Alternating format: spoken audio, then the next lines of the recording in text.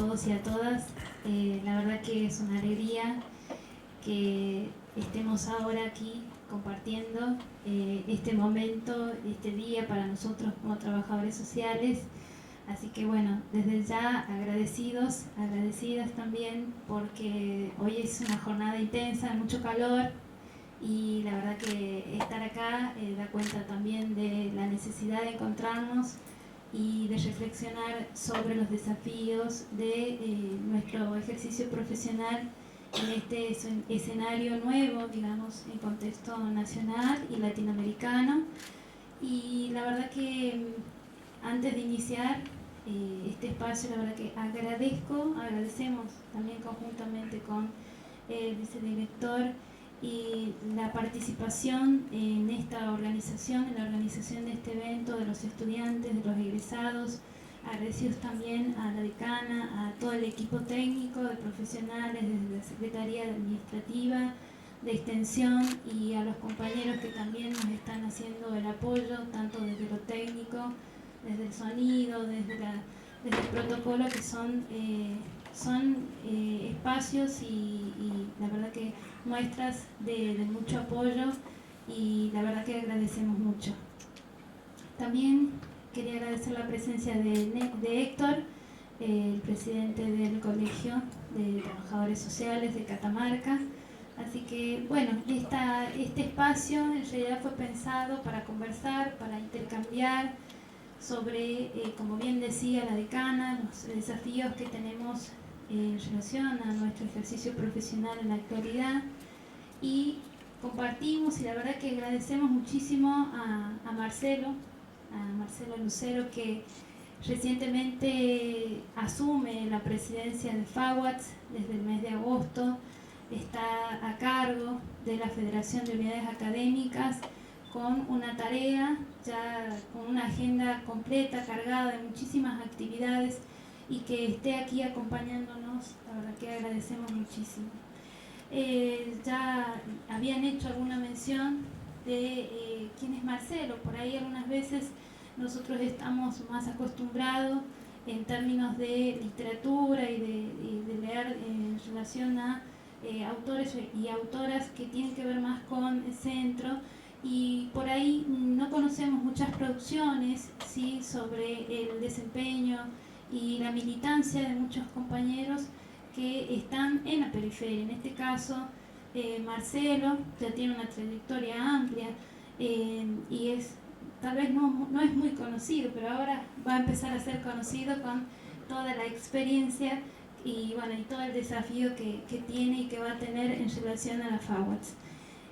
Como bien decía, Marcelo es licenciado en Servicio Social de la Universidad Nacional de San Juan, es magíster en Ciencias Sociales con mención en Sociología, es titular de la Cátedra de Ciudadanía y Nueva Cuestión Social de cuarto año de la carrera de Licenciatura en Trabajo Social de la Universidad Nacional de San Juan.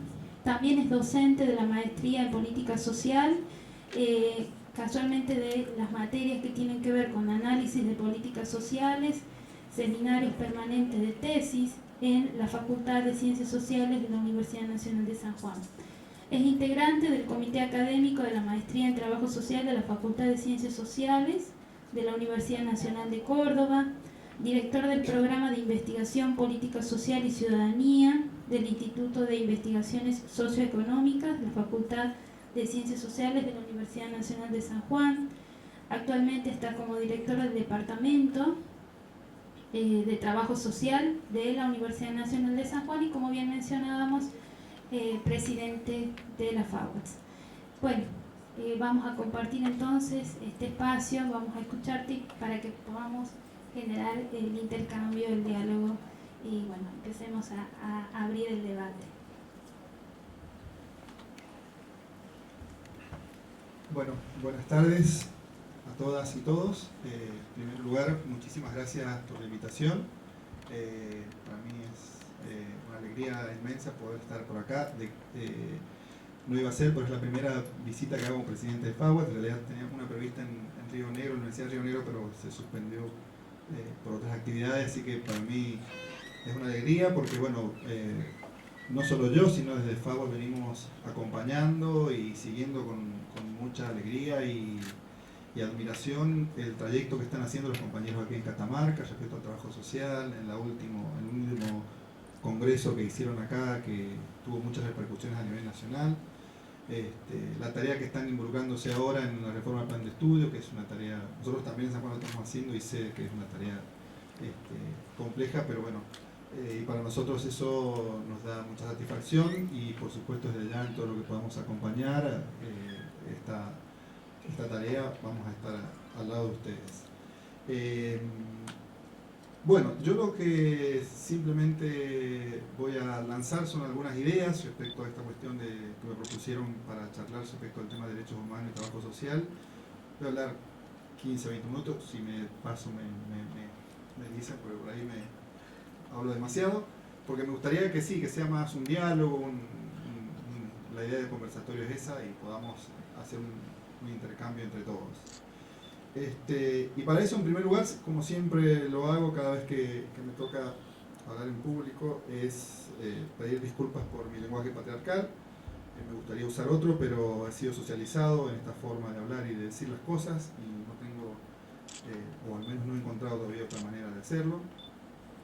Y no solo el lenguaje patriarcal, sino también el lenguaje universalizante, esta cuestión que tenemos los académicos de hablar a veces demasiado en términos universalizantes, es también un problema. En segundo lugar, decir que lo que voy a hablar, lo voy a hablar desde una universidad del interior, ¿no? Y por lo tanto, es desde ahí donde voy a pensar lo que a continuación les voy a plantear. Y en tercer lugar, quisiera decirles que yo voy a hablar desde el trabajo social, lo cual para mí tiene una implicancia que creo que todavía los trabajadores sociales nos falta avanzar en eso, que es que nosotros podemos hablar de las ciencias sociales, podemos hablar de teoría social, podemos hablar de la sociedad, pero lo tenemos que hacer desde un lugar, y esta es mi apuesta, es el lugar de la intervención social. Creo que desde la intervención social se pueden decir cosas respecto a la sociedad. Con esos tres primeros anuncios, si ustedes quieren, respecto al lugar del cual hablo, quisiera empezar empezar a preguntarse de dónde nos viene esta cuestión de esta adhesión que tiene el trabajo social argentino a adhesión y referencia fuerte en el tema de los derechos humanos, que no diría que es exclusiva, pero sí es bastante original en América Latina y el resto del mundo, respecto a dos cuestiones que, como ustedes saben, no solo la ley reivindica como una de las finalidades la cuestión de los derechos humanos, sino también nosotros elegimos, también unos años antes de la ley, la Federación, la FAWATS y la FABS, la Federación Argentina de Profesionales, eligieron cambiar el día, como recién señalaba la señora decana, cambiar el Día del Trabajador Social por el Día de los Derechos Humanos. Y ahí quisiera, para empezar, decir dos cosas.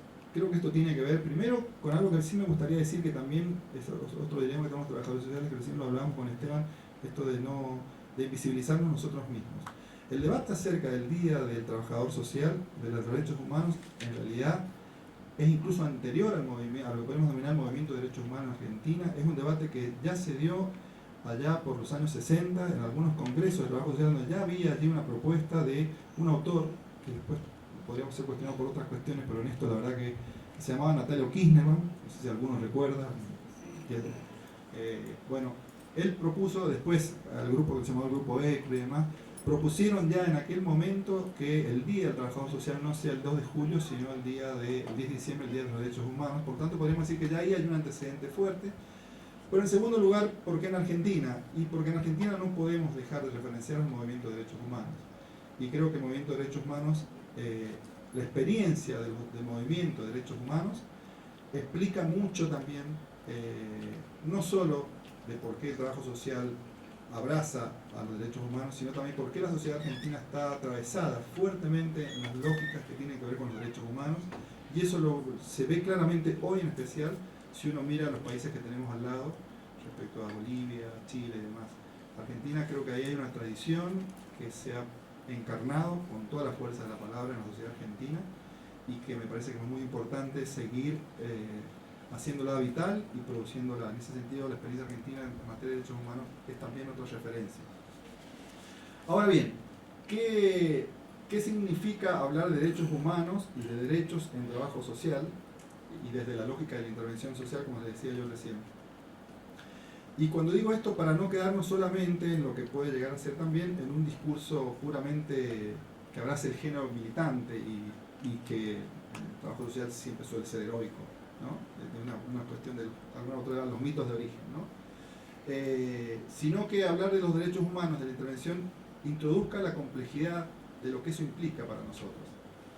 ¿Y a qué me refiero con la complejidad? Me refiero básicamente a que, retomando la idea de cuestión social, nosotros siempre hemos dicho, nosotros intervenimos sobre las manifestaciones de la cuestión social, como nos recordaba Margarita Rosa. Ahora, la cuestión social se hace cuerpo, y eso lo vemos todos los días en la intervención cotidiana del trabajador social, en términos contradictorios. Entonces hablar de derechos humanos es hablar desde ese lugar, ¿no? Desde el lugar de la contradicción, de la complejidad, de la tensión, en donde muchas veces los derechos están vulnerados. Desde ese lugar implica hablar desde la intervención en derechos humanos. Y en segundo lugar, el otro dilema de hablar de la intervención social en términos de derechos humanos es que para América Latina y Argentina en particular, el trabajo social fundamentalmente se realiza desde el Estado. Es decir, lo hacemos como agentes del Estado. Y ahí de nuevo se introduce una segunda tensión, porque el Estado puede ser una entidad habilitante de derechos, pero también puede ser una entidad restrictiva y punitiva de derechos, ¿no? Esos dos roles, esos dos papeles que pueden o no cumplir el Estado, nos hace repensar, bueno, ¿de dónde hablar de derechos humanos en términos de intervención? Y por lo tanto, en ese sentido,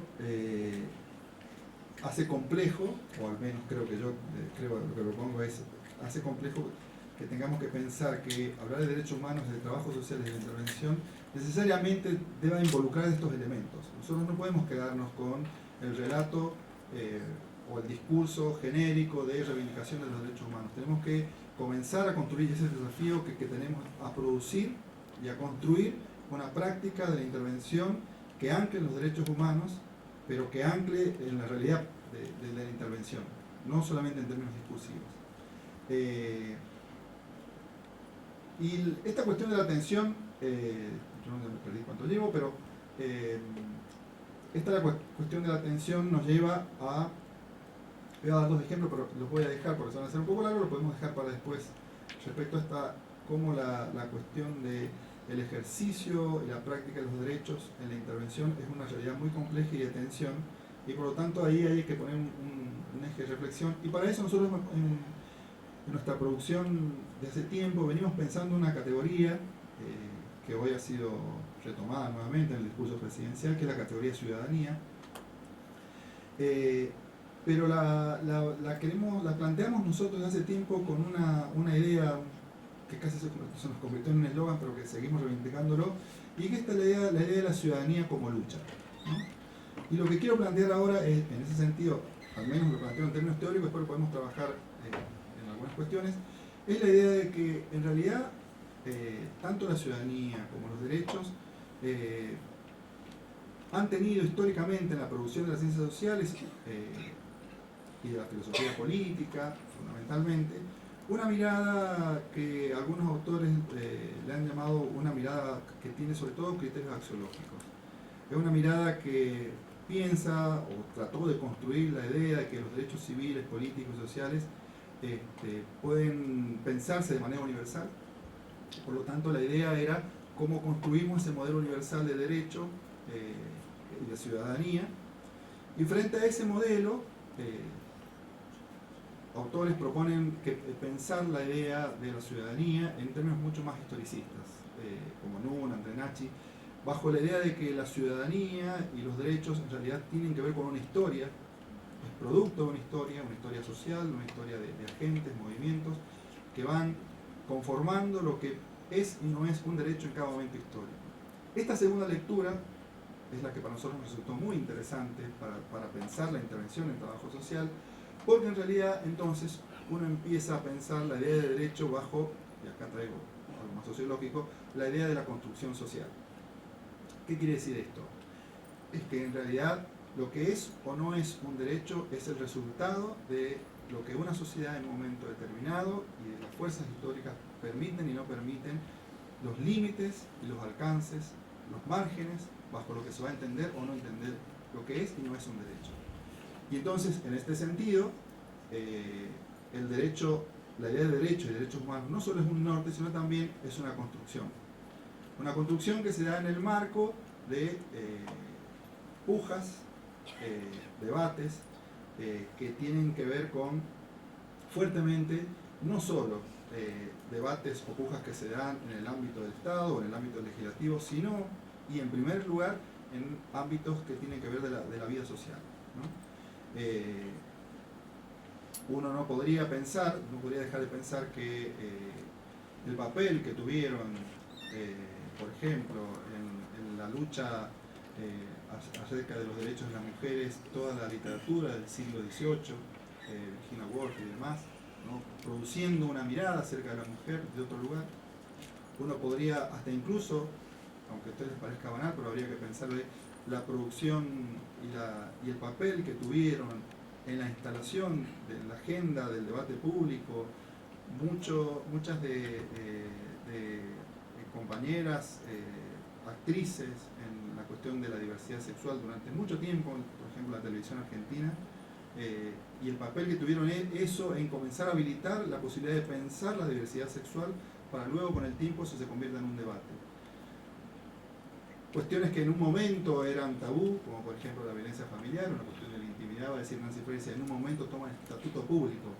Y ese paso del estatuto privado al estatuto público es un paso que se da con anterioridad al debate, el debate, si ustedes quieren, legislativo o el debate estatal. Y es ahí donde comienza, si ustedes quieren, las primeras luchas por los derechos.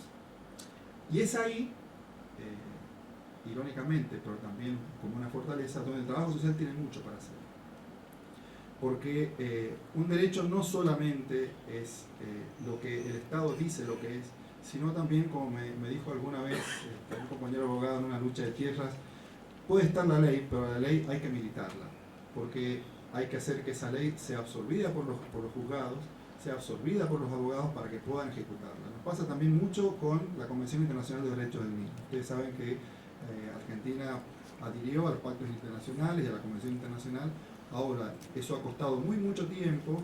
Después, recién en 2016 se construyó una primera ley acorde en algunos términos, pero no en todos, respecto a la Convención Internacional, que respetara la idea de los derechos del niño. Pero sabemos muy bien, los trabajadores sociales, que en nuestras prácticas cotidianas, en los dispositivos de niñez, en las prácticas de los juzgados, todavía queda mucho camino por andar para respetar los derechos del niño. ¿Eso qué significa?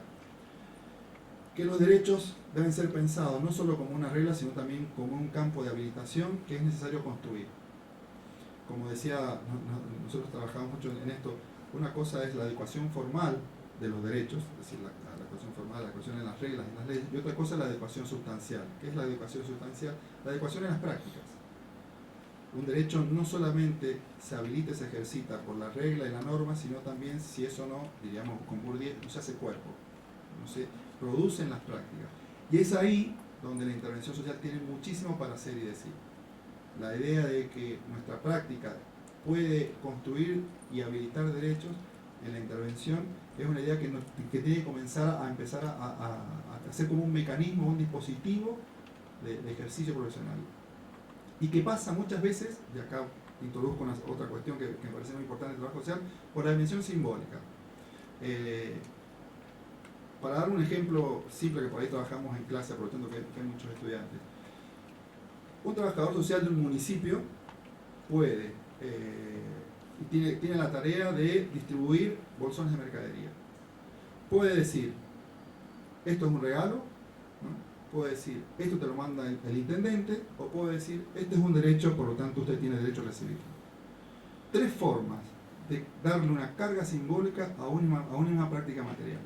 Eso es intervención social, y eso sí está en el margen de maniobra del trabajador social. Sin embargo, muchas veces nosotros caemos en la idea de que el trabajo social es solamente la dimensión material. La dimensión material es uno de los aspectos de la intervención, y el otro aspecto fundamental, y que diría yo en las últimas décadas esta sociedad cada vez le ha dado mucho más fuerza, que es la dimensión simbólica, es el otro aspecto que los trabajadores sociales poco a poco tenemos que comenzar a incorporar como un elemento fundamental de la intervención. Y esa dimensión simbólica es donde, creo yo, encontramos un margen de maniobra muy amplio para trabajar sobre los derechos. Para comenzar a decir, fíjense ustedes qué difícil que es poder decir, o sea, no sé si hay colegas acá, pero cuando uno está haciendo, qué difícil es decirle al otro, es tratarlo como ciudadano, decirlo, ni siquiera tratarlo, decirlo, ¿no? La palabra es el otro es un ciudadano. Es algo que muestra a las claras cómo todavía en el lenguaje tenemos mucho camino para andar en términos de derechos, y que se hace necesario que comencemos a repensar que cuando hablamos de derechos sociales, como decía Abramovich, que es un autor que trabaja el enfoque de derechos en políticas públicas, dice, el problema nuestro en el diseño de políticas públicas es que estamos pensando en el otro como necesitado y no como titular de derechos. Porque pensar al otro como necesitado, y eso lo lleva a la práctica del trabajo social mucho más, pensar al otro como necesitado tiene dos o tres problemas. Primero, que lo pensamos en términos estáticos, ¿no? Es un necesitado porque tiene necesidades insatisfechas. Segundo, porque lo pensamos en términos de le falta algo, ¿no? Como la lógica de la economía, ¿no? Le falta, y por lo tanto, si le falta algo, nosotros venimos a cubrir eso que le falta, ¿no?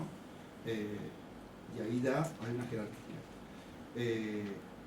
No voy a detenerme acá, pero ahí está toda la lógica de recursos, necesidades tan fuerte en trabajo social que creo yo que a poco se ha desterrado, pero que creo que hay que dejarle de lado.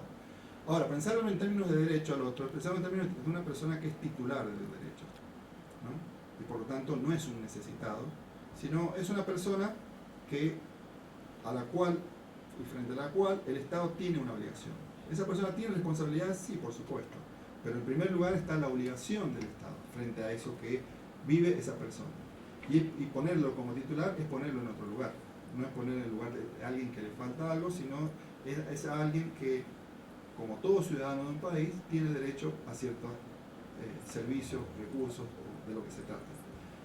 Esta idea, que es tan simple y tan básica, creo que tiene un efecto muy potente, y sobre el cual, aún en trabajo social al menos, no hemos profundizado con fuerza en términos de producción y en términos de pensar nuestra práctica profesional. Y a veces nos estamos quedando demasiado en el discurso acerca de los derechos, pero no estamos pudiendo todavía, creo que estamos en camino, pero ese es el desafío, de poder traducir esa cuestión de los derechos y los derechos humanos en esta lógica tan intensa, vincular, que implica la relación con el otro en el marco de la intervención, y por último en el marco del Estado. De nuevo, ahí creo que lo que los invito es a pensar al Estado, a salirnos un poco de, bueno, esto tiene que ver un debate en la teoría política, pero nos ilumina mucho. Yo creo que tenemos que dejar de pensar al Estado como algo externo, como un aparato que puede producir o reproducir desigualdades, y tenemos que empezar a pensarlo como un campo. El trabajo social necesita pensar al Estado como un campo donde es de debate, de disputa de fuerzas sociales, en donde a veces el Estado puede habilitar, a veces puede inhabilitar, a veces puede restringir y a veces no, y de eso se trata. Nuestro papel dentro del Estado es ese, es cómo como agentes sociales vamos tratando de empujar y redireccionar para que el Estado cada vez habilite en términos de democracia y de igualdad en una sociedad que cada vez se ha vuelto más restrictiva. Yo dejo abierto ahí, usted me voy a hablar de neoliberalismo, pero parece que voy a extenderme mucho. Creo que hoy, simplemente voy a decir esto, creo que hoy el neoliberalismo es uno de los proyectos políticos que se erige con intentos de hegemonía en América Latina, y creo que el proyecto y hablar de derechos humanos hoy por hoy nos estamos encontrando con que es el proyecto que nos permite plantarnos frente al neoliberalismo. Es el que está teniendo como más, está logrando más adhesión y legitimidad, al menos en nuestro país, Argentina. Pero no debemos olvidar, y lo digo justamente el día de hoy, no debemos olvidar que el neoliberalismo no es un gobierno. El neoliberalismo es un proyecto cultural y social que va más allá de un gobierno u otro, ¿no? Creo que en los últimos 4 años terminamos de aprender eso. El neoliberalismo sigue. El neoliberalismo está instalado en las subjetividades, está instalado en la vida cotidiana, y esa tarea y esa lucha en contra del neoliberalismo creo que es algo que debemos pensarla desde ese otro lugar, no solamente como una forma de gobierno. Bueno, no quiero hablar más porque todo ser muy largo, lo dejo abierto para preguntas, reflexiones, desacuerdos, por supuesto. Me parece que en este momento plantearlo desde el lugar de los derechos humanos, que siguen sin, no lo quiero poner en un plano sumamente negro, pero que cuesta tanto efectivizar, porque al efectivizar, en la pretensión de un Estado de efectivizar un derecho, de los derechos humanos, siempre colisiona con la falta de recursos, sin tratar de verlo al Estado, como vos decís, como un aparato que simplemente se dedica a distribuir, pero sí estamos en esto de plantearlo en términos de ciudadanía. Yo me quedo mucho con lo que habla Raúl Sivecci, con las personas que están en el lugar de no ser. Y este lugar de no ser, que luchan cuando lo sacan del territorio, cuando se contrapone con una minera, cuando se contrapone con los agronegocios, cuando se contrapone con el derecho a la propiedad, que termina siempre siendo el derecho más importante de todo y que un Estado siempre termina defendiendo. Entonces el ciudadano termina siendo el ciudadano que está en la zona de no ser, que no tiene nada. Entonces sigue siendo un desafío muy grande para los trabajadores sociales, porque los trabajadores sociales somos agentes del Estado. Y lamentablemente tenemos que intervenir y dar un lugar de lucha en el lugar del Estado. El Estado que termina siendo el gran promotor de tipo de políticas. Algunos gobiernos serán sumamente mucho más liberales, pero siempre termina defendiéndose los derechos de las transnacionales. Termina pasando así porque está la idea de que es la forma de desarrollarse, porque está la idea de etcétera, etcétera. Entonces es como sumamente difícil la tarea de nuestra, porque aparte estamos, cuando más se visibiliza, por ejemplo, el derecho de la mujer, y tenemos más femicidios que nunca, cuando está consagrado los derechos del niño y los niños están padeciendo de una manera espantosa, y las instituciones no están pudiendo dar respuesta a semejante padecimiento, y nos encontramos los trabajadores sociales con una impotencia terrorífica ante ese padecimiento de los niños. En mi caso yo trabajo en la justicia. Bueno, ¿qué decirte lo que veo, lo que se ve ahí? Siempre lo insuficiente que es la justicia y lo casi nunca dado en estas personas que están en el lugar de no ser, de que se efectivice por alguna vez los derechos, que se puedan hacer cambios esos derechos. Es casi una utopía. Primero, me hiciste acordar algo que a Hannah Arendt, ella pensando ella produce cuestiones ella habla de la idea de que el primer derecho es el derecho a tener derechos, es decir, el derecho a la existencia, porque estaba pensando en el holocausto, básicamente. Pero claramente hoy, si bien es cierto que no está en riesgo en principio la vida física, la idea de Sivecci del no ser, uno podría decir que ahí hay una vida social, ¿no?, que está negada, que es el derecho a la existencia social, no el derecho a la existencia física, pero estamos en lo mismo, es decir, el grado de avasallamiento, si bien ya tiene un límite lo físico, de la existencia física, pero parece que sigue siendo todavía un grado muy alto de autoritarismo, en donde la existencia social se ve amenazada, ¿no? Y el trabajo social está ahí en el medio de eso, que es absolutamente complejo. Después voy a terminar con una cita de un autor que me parece muy interesante por quién lo dice, sobre todo. Pero antes de eso quisiera dos cosas. Uno, bueno, sí, siempre los trabajadores sociales tenemos esta sensación inevitable de estar luchando contra el mundo, de que las cosas no cambian y es complejo. Y la lucha de los derechos es eso. En realidad uno, a ver, piensa en la madre Plaza de Mayo y estamos poniendo un ejemplo muy extremo, pero como lógica, meterse en la lucha de los derechos en el lugar de la vulnerabilidad implica tensiones, complejidades, y es imposible una mirada romántica. Y eso sí es un problema nuestro en la formación. Nosotros a veces formamos demasiado románticamente a los estudiantes respecto a la lucha de derechos, y un estudiante termina, se recibe, va a su primer día de trabajo y se encuentra con que todo lo que le habíamos contado no era tan romántico, sino que era un drama, y no tiene las herramientas, ¿no?, para afrontar ese drama, ¿no? Eso hay una autocrítica a la formación que a veces damos desde las universidades. Pero una segunda cuestión es sobre la que quisiera alertar, o más que alentar para pensar, y es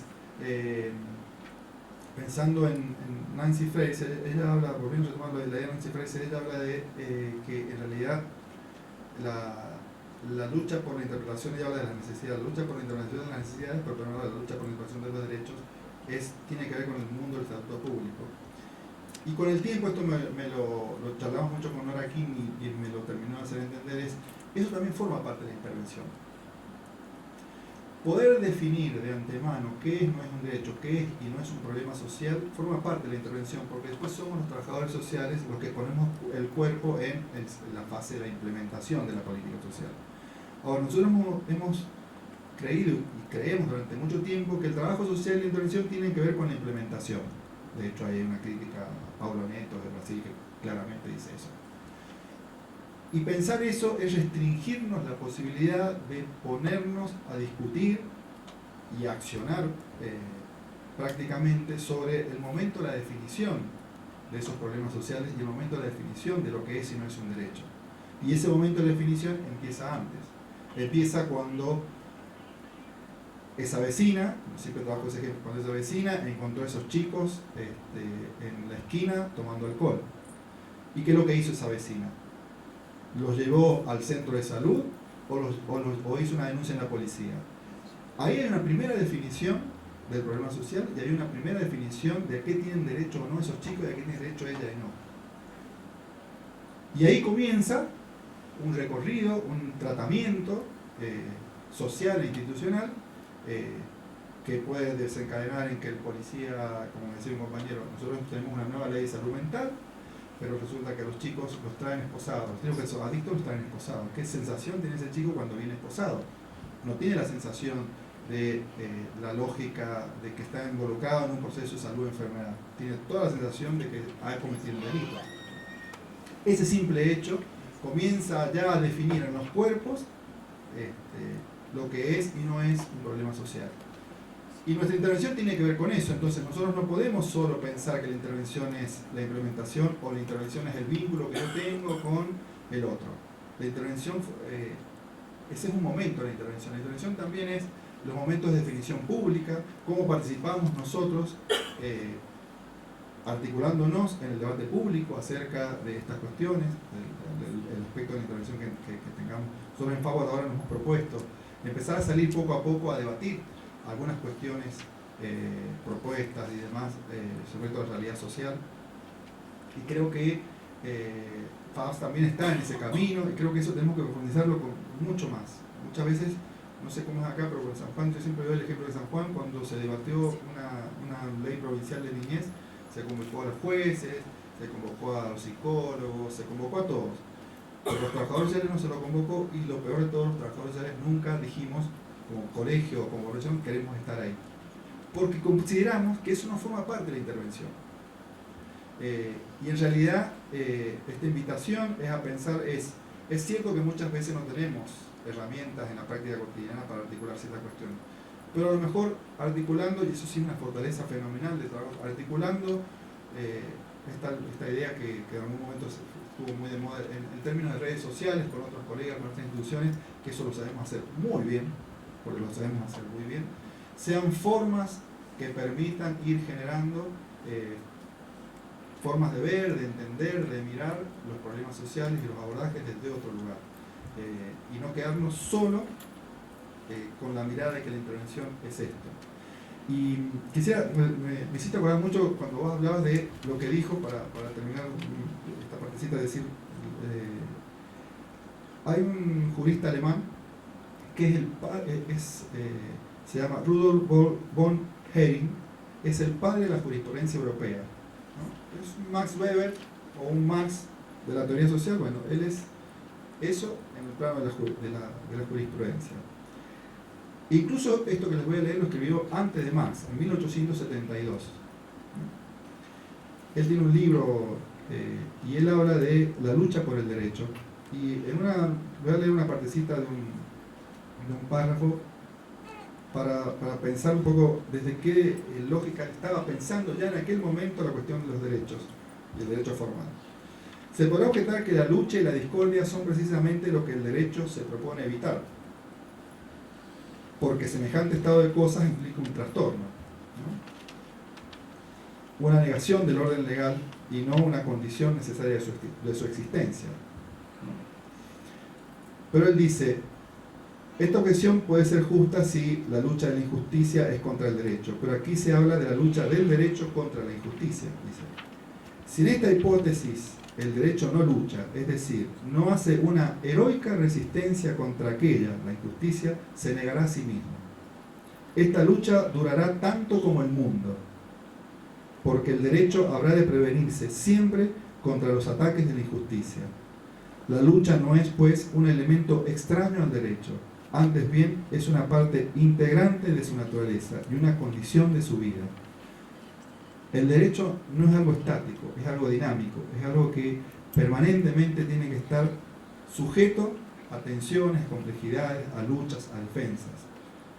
Y esa idea que ya la instaló un jurista del nivel de von Hering, creo que es una idea que a veces cuesta entender. El derecho no es solo lo formal, el derecho no terminó cuando se estableció la norma, sino ahí empezó un camino que es necesario continuar, y en ese sentido me parece que el trabajo social en su intervención está llamado a participar en esta forma de construir los derechos, ¿no? Si pensamos el trabajo social latinoamericano, la apuesta más grande es politizar las necesidades y la idea, ¿no?, de qué es el bienestar. Creo que esa discusión es central para nosotros los trabajadores sociales, porque en países como Bolivia creo que fue muy fuerte el debate de poder decir, bueno, hay otras formas de autogobierno que se instalan como derecho, y pienso que no, la militancia va de la mano también de la intervención, porque por ahí se piensa que uno no hace algún tipo de intervención cuando está del lado de los movimientos sociales, que son los que reclaman derechos. En ese sentido me parece súper potente tu mirada que puede conciliar eso, ¿no? Si no pensamos que estamos encasillados en un lugar de hacerle el juego, ¿no?, al Estado, que es el que vulnera los derechos en esa fase, ¿no?, que tiene, que la vemos cotidianamente, pero me parece fundamental esto de la politización de las necesidades. Y lo que siempre, no sé, me genera dudas es cómo conciliar esto del buen vivir con un trabajo social emancipador, ¿no? Porque creo que la apuesta latinoamericana es eso, poder debatir qué entendemos por buen vivir y por necesidades. Y sobre todo en tiempos de neoliberalismo, porque parece que la cuestión es el debate central, qué tipo de gobierno o qué poder ejecutivo queremos, ¿no? Creo que el debate tiene que ser mucho más profundo de cuáles son las necesidades que se están planteando. Y creo que en ese sentido el trabajo social está teniendo discusiones muy importantes, pero si pensamos en un trabajo social, ¿no?, local, creo que hay muchas discusiones de movimientos sociales que están debatiendo fuertemente qué entendemos por buen vivir, por necesidades, sobre todo en un territorio como el catamarqueño, que tiene un modelo de desarrollo que ya sabemos qué consecuencias tuvo. Entonces, en ese sentido, hoy me voy con una esperanza de pensar en que esto que también los que militamos hacemos, una intervención, y que los derechos van a estar consagrados, vulnerados, no por un Estado, pero también dar la lucha por el reconocimiento de estas otras formas de entender la vida y de otras formas de proyectos civilizatorios son centrales. Entonces, esa es como una esperanza de que pienso que estamos en esa carrera de politizar nuestras necesidades y de ir más allá de esto de que si el Estado da no los recursos o no, sino de ir mucho más allá y de discutir ese sistema de protección o de desprotección que nos rige, ¿no? Que nos hace pensar que la intervención está en esos marcos, es ir más allá y acompañar esos movimientos sociales o esas sociedades en movimiento, como diría Raúl, no sé, Luis Tapia y demás. Eso me parece súper valioso y bueno, y me voy con esta idea de lo que estás marcando, que también eso es hacer intervención. Yo un poco haciendo referencia a lo que Noelia señalaba desde lo de Nancy Fraser. Fraser se escribe, le digo siempre a los estudiantes en el aula. La importancia para mí de tus palabras y de ver un poco cuando ella nombra lo de las necesidades fugitivas, que es especial, y toca con lo de los movimientos sociales, y en un momento me quedé allí plantadita, pensando de acuerdo a tu exposición. Y después me empecé a preguntar cómo nos verán los otros a nosotros. Los otros, las otras, los otros, a nosotros, a nosotras y a nosotres, ¿cómo nos verán? De algún modo conmemorando, ¿cierto?, nuestra historia, nuestro momento de trabajadores sociales, el Día de los Derechos Humanos. Yo decía, ¿cómo nos verán a nosotros como actividad humana tan acotada, con una intervención compleja, cotidiana, en un espacio de la vida cotidiana, y que por eso su complejidad tiene a veces respuestas con repercusiones que son a muy largo plazo, sean malas o buenas, ¿cierto? Si somos capaces de hacer espantosísimas malas praxis a largo plazo con efectos caóticos, o buenas intervenciones no tan inmediatistas como las asistenciales. Y en este sentido pensaba cómo nos ven los otros, las otras y los otros a nosotros, y a nosotras y a nosotres, en este sentido de decir, bueno, cuando nos plegamos a corrientes epistemológicas, teóricas y metodológicas que absolutizan de algún modo solo un punto de vista, y programamos desde allí planes de estudio que van a justificar una mirada que no es la del otro con quien trabajamos en campo, en nuestra práctica de intervención. Porque muchas veces el otro lo que quiere es el agua corriente, lo que quiere es acceder al servicio de salud, lo que quiere tal vez es cambiar la bicicleta por una moto, aunque no tenga lectoescritura.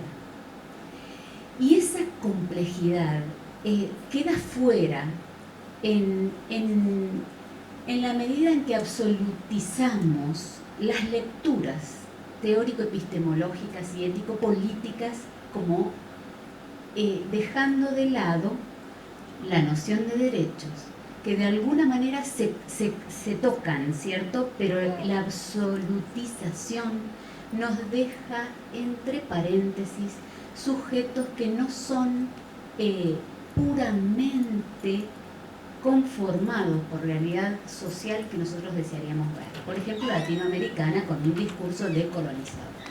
O por una teoría que sea mucho más colonial y nos marque que tal condición teórica debe de ver el sujeto o los actores como tal o cual. Yo creo que emprender por la noción de ciudadanía, que me dejó ser de algún modo esperanzada, en esta idea de, me encantó, gracias, colega, esta idea de decir, bueno, a ver, hay muchas corrientes epistemológicas, hay muchas miradas y somos solamente una actividad humana. Como trabajadores sociales somos eso, somos una actividad humana, una profesión que tiene un carácter disciplinar, que tenemos que indisciplinar, desordenar, aprender a que las políticas son parte de nuestro accionar y las tenemos que armar en el campo de acuerdo a la complejidad que le damos, que tenemos que aprender a bailar con la orquesta y con la música que nos toque, en el espacio institucional que estemos, sin entrar en desesperación, ¿cierto? Ni cuando estás bajo la luz de neón, ni cuando estás en el cono de sombra.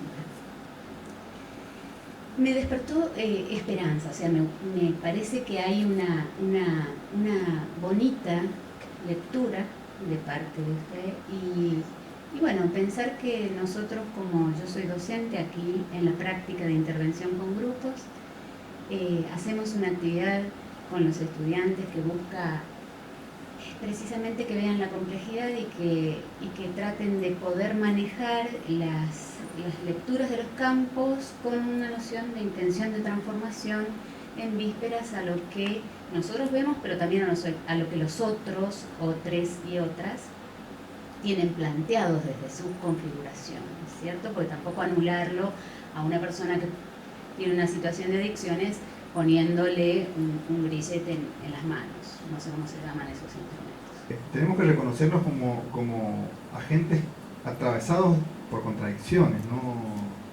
Y sí acuerdo que la lectura absolutista, teoricista, con algunos nos trae problemas, nos hace no ver e invisibilizar ciertas cuestiones que en la realidad actual cada vez se vuelven más complejas. Yo me quedé pensando también en lo que dijo la compañera anteriormente respecto a esto de que dio el ejemplo de Bolivia y que bueno, hay dos autores que a mí me gustan mucho leer, que se llama Dardot y Laval, que ellos hablan sobre el neoliberalismo. Creo que ha sido una de las producciones más interesantes respecto para pensar el neoliberalismo, y ellos dicen algo, están pensando para la realidad francesa, pero ellos dicen, creer que combatir el neoliberalismo solo con políticas keynesianas puede implicar, puede llevarnos a la superación del mismo, es un error grave, ¿no? Y es un planteo que creo que estos 4 años, al menos a mí, me han resonado muchísimo y me han hecho empezar a mirar las cosas de otro lugar. Y Bolivia es el ejemplo de eso, ya que lo mencionaste. O sea, si uno mira, de nuevo lo material, si uno mira los indicadores socioeconómicos de Bolivia, son estupendos. Súper alentadores, ¿no? De nuevo, si lo traducamos en el término de intervención, la dimensión material de la intervención, ¿no? Ahí podríamos decir trabajadores sociales, mejorando las condiciones de vida de la gente, fantástico, ¿no? Ahora, ¿cómo se explica eso con la legitimidad del consenso social? ¿O cómo se explica eso con el nivel de violencia a que llevó y desencadenó el golpe de Estado? No la vimos venir, digamos, pero en realidad creo que tiene que ver con que, de nuevo, las políticas keynesianas o las condiciones materiales de vida son una condición suficiente pero no necesaria para pensar la sociedad y la transformación social. Y creo que en América Latina es un elemento importante, a diferencia de Europa, sin lugar a dudas, y creo que también Argentina es un ejemplo de eso. Cuando crecen en exceso las desigualdades, eso es un límite que están marcando las sociedades de América Latina. Creo que Chile está marcando eso, Colombia, Ecuador. Hay un límite en términos de las desigualdades. Pero en el otro lado, lo que nos pasó a Bolivia, algo parecido, ¿no? Cuando las condiciones materiales, la desigualdad ha disminuido, empieza a aflorar, yo diría, la utopía del mercado.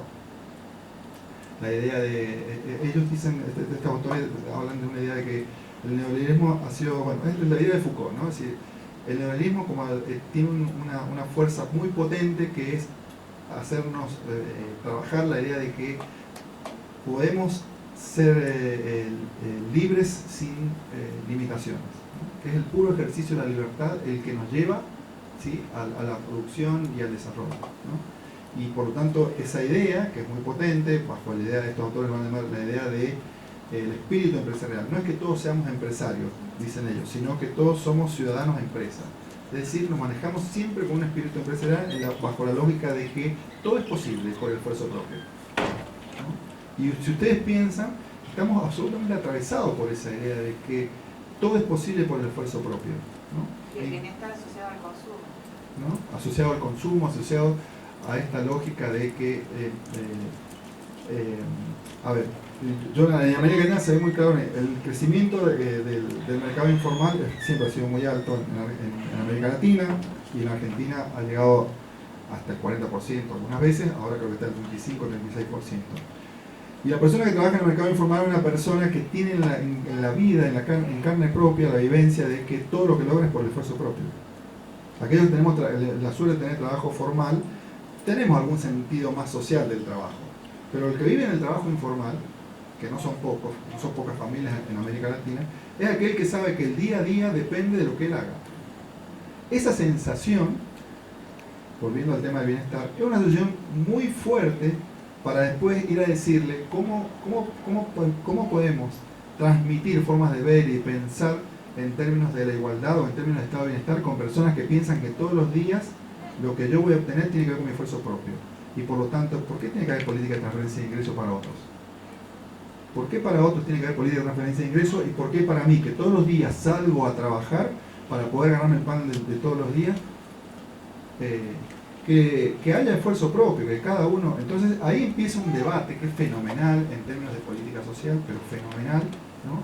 Respecto a cómo, bueno, como diría uno, ¿por qué las sociedades eligen la desigualdad? Y creo que en el fondo hay algo de eso que está dando vuelta ahí. Manifestaste al último, Marcelo, tiene que ver con lo que ya dijiste al comienzo, digamos, cómo podemos acrecentar este trabajo en la dimensión de lo simbólico y no trabajar solamente en lo material, y cómo correrse un poco esa noción del brazo ejecutor de políticas sociales simplemente, sino participar en la arena de la batalla simbólica y cultural, ¿no? Me parece que estas expresiones del sentido común dominante, porque también hay un núcleo de buen sentido en el sentido común, si recordamos lo que decía Antonio Gramsci, pero esto que vos mencionas refiere al sentido común dominante, también exige una batalla, me parece, de carácter epistémico, ¿no? Porque hay una violencia simbólica instalando esa manera de entender el mundo, reproduciendo esa manera de entender el mundo liberal, occidentalocéntrica, individualista, ¿no? La idea de que todo lo que yo logro en el trabajo se debe a mi esfuerzo personal, o la obra social se debe a mi esfuerzo personal, o las vacaciones, etcétera, marca, digamos, una violencia epistémica que se reproduce en términos de la cosmovisión occidentalocéntrica, individualista, liberal, ¿no? Y desde el trabajo social, en la intervención, sería buscar un poco las estrategias, las tácticas que nos permitan acrecentar ese trabajo en la dimensión de lo simbólico, ¿no? Un poco lo que manifestaste al comienzo. Y por otro lado, me parece, por ahí quizás suma a la conversación que estamos teniendo, esta idea de que por ahí nosotros tendemos a pensar a la ciudadanía, a los derechos humanos, desde nuestro Estado-Nación. Y me parece que es importante quizás hacer una mirada del sistema mundo, porque justamente la condición de posibilidad en el sistema mundo de la democracia de los países europeos, Norteamérica, está basada en que nuestras democracias y nuestra ciudadanía y nuestros derechos humanos estén debilitados. O sea, la condición de posibilidad para que haya democracia, ciudadanía, derechos humanos fuertes en esa otra parte del mundo es que aquí esté debilitada la democracia, la ciudadanía, los derechos humanos. Entonces, me parece que eso también marca las posibilidades y las limitaciones de nuestros estados, y de nuestras políticas públicas, y consecuentemente de nuestra intervención social, ¿no? Me parece que eso por ahí sumaría también incluso a esta noción del no ser, ¿no? Quienes estarían en el no ser son aquellas personas directamente que están ya ni siquiera incluidas en esa democracia, en esos derechos humanos, ciudadanos, que son bastante vulnerables en ese sentido, porque hay una división internacional de trabajo, y que seguimos siendo economías primarias en su base. Toda esa discusión me parece que está ahí también presente, ¿no? En relación a lo último que decía Marcelo, de posibles salidas o de otras construcciones discursivas que puedan ser alternativas válidas al discurso neoliberal tan instalado desde hace tantos años y que ha penetrado fuertemente con sus matices en la cultura política, económica y social de América Latina y de todo el mundo capitalista occidental. Cuando vienen nuestros estudiantes de intercambio, que nosotros recibimos de la Pablo de Olavide, de Sevilla, de Trabajo Social, yo siempre les pregunto, cuando se están por ir, después que han hecho aquí la pasantía en asignaturas que ellos han elegido, si han visto alguna cosa alternativa, algún aprendizaje que no lo tienen ellos en Europa, si han visto algún autor o alguna perspectiva diferente. Y ellos siempre me hablan de esto de esta construcción discursiva que podríamos, digamos, englobar en lo que son las epistemologías del sur, de esta nueva construcción neocolonial, pero que también está asociada a lo que decían las profesoras de la noción del buen vivir, con los distintos matices que hay en América Latina. Y ellos decían que les parecía tan interesante esta perspectiva que en Europa, en la formación que ellos reciben en España, no es ni en Suiza ni en Alemania, no la ven, pero ni siquiera se la nombra, y que es una cosa que a ellos les parece tan interesante como diciendo no lo habíamos pensado, o cómo es que hay intelectuales en esta parte del mundo que están viendo esas cosas tan distintas a lo que nosotros vemos dentro de la literatura política clásica y demás. Con lo cual, yo creo que en América Latina sí se está desarrollando una matriz, digamos, de producción intelectual muy interesante en relación a esto que podríamos englobar como las epistemologías del sur. Nosotros aquí en la Facultad de Humanidades hay una línea muy concreta de trabajo, en el doctorado en Ciencias Humanas, por ejemplo, y también muchas cátedras de la licenciatura en Trabajo Social nuestra y otras en Humanidades trabajan esta línea.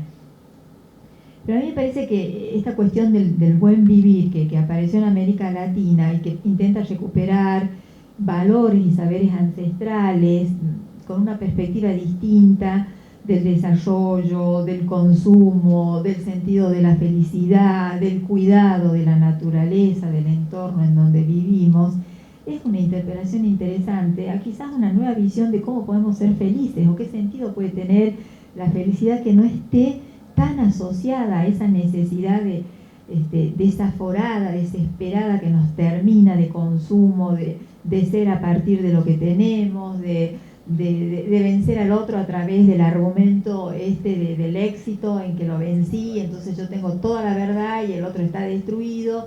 O sea, en varios sentidos esta construcción me parece que es interesante y que además que no sea planteada en términos hegemónicos o homogéneos, mejor dicho, no hegemónicos, porque cada pueblo, cada cultura, cada comunidad tiene su propio sentido del buen vivir. Quizás el sentido del buen vivir que nosotros podamos construir en Catamarca sea distinto al sentido del buen vivir que puedan tener los pueblos ecuatorianos o que puedan tener los brasileños, etcétera, aún en la misma región como la nuestra, porque eso necesariamente tiene que estar construido en función de nuestras particularidades, ¿no? Es como yo les comentaba que hace poco estuve en Nueva York y volví realmente impresionada del sentido de consumo y de esa cultura, y yo dije, yo jamás quisiera eso para nosotros, o sea, algo tan lejano a una ciudad que es tan, digamos, alabada y tan deseada como la Meca de no sé qué cosas.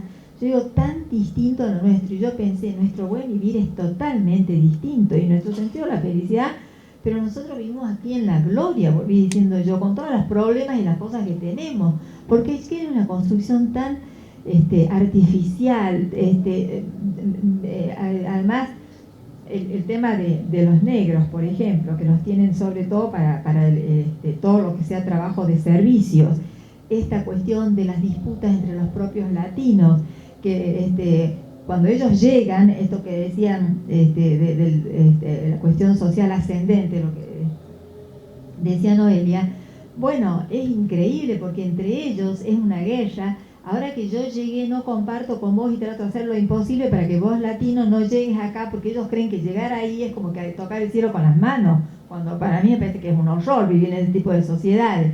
Yo digo, todas estas cuestiones que yo las pongo muy así en términos anecdotarios, me parece que pueden dar sentido a una construcción interesante que ya se empezó a hacer y que por supuesto tiene variantes y tiene idas y vueltas, pero que vale la pena que la podamos conocer y que nosotros podamos también hacer nuestros aportes facultades como las nuestras, de provincias periféricas como San Juan, como Catamarca, donde necesariamente seguro que tenemos muchas cosas para decir al respecto. Agradecemos la presencia de todos, los aportes que cada uno realizaron, así que bueno, le agradecemos la presencia y bueno, hacernos pensar justamente y darnos esperanza de que hay otras posibilidades también para seguir interviniendo. Así que bueno, agradecidos a todos, ahora lo invitamos a una actividad cultural abajo y después un brindis, así que bueno, lo esperamos abajo. Muchas gracias.